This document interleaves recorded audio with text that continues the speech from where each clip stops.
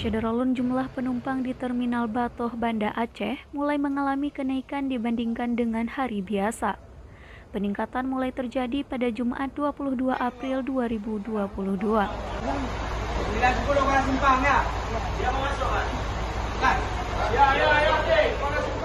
Penumpang yang pulang kampung rata-rata para mahasiswa dan pekerja.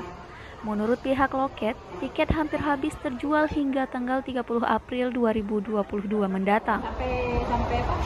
Tanggal 30 udah mulai full. Udah mulai full? Udah sampai penuh lah, tinggal beberapa lagi doang. Mulai tanggal berapa kemarin? Tanggal 24. 22 lah, 22 itu udah mulai ramai ke sana memang.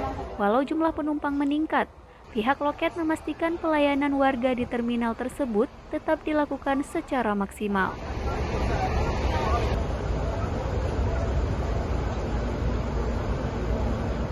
Dari Banda Aceh, Henry, Serambi On TV.